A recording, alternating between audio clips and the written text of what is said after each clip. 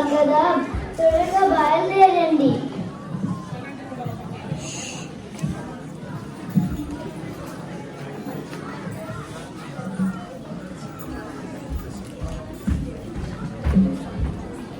అగత్యరా వెళ్దాం. ఒరే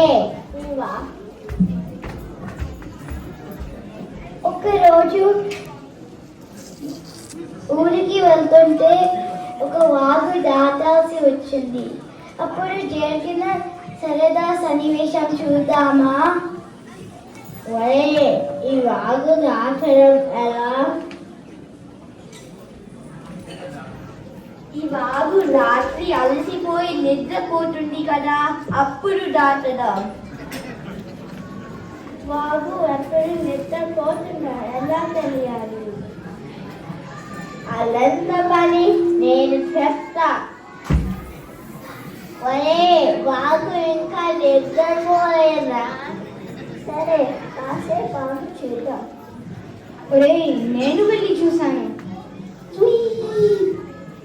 ఒరే, ఈ వాగు నిద్రపోతుందరా.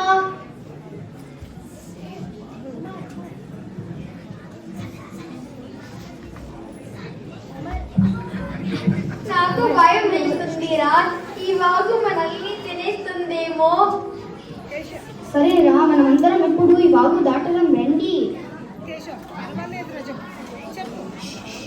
పర్వాలేదురా, మనందరం చేతులు పట్టుకొని వాగు దాటుతా, సరేనా?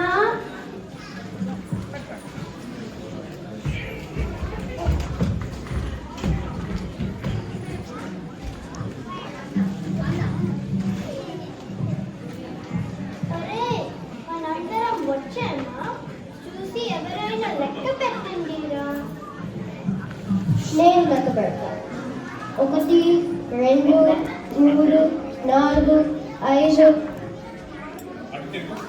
6 7 8 9 10 11. అయ్యో, మనం 11 మంది ఉన్నాము. ఈ వాగు మనలో ఒకటి తినేసింది. ఆగు, నేను లెక్క పెడతా. 1 2 3 4 5 6 7 8 9 10 11. ఒరే, నువ్వు చెప్పింది నిజము. 11 మొన్న ఉన్నారు.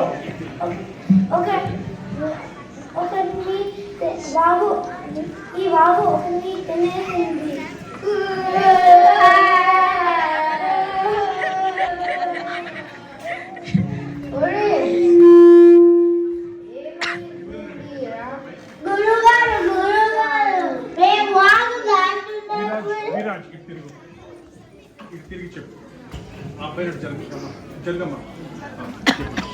గురుగారు, మేము వాగు దాటినప్పుడు వాగు ఒక శిష్యుడిని తినేసింది.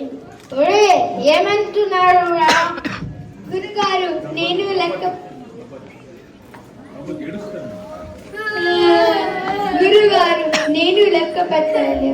చూడండి, 1 2 3 1 2 3 4 5 6 8 9 10 11. సుంటన్నాడా? నీతో కలిసి లెక్క పెట్టుకోవాలి కదా. అవును కదా గురుగారు. 1 2 3 4 5 6 7 8 9 10 11 12.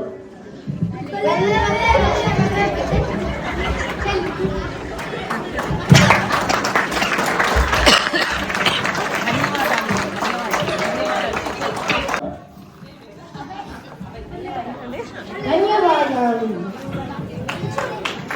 గురుగారు. నా పేరు అభయ్.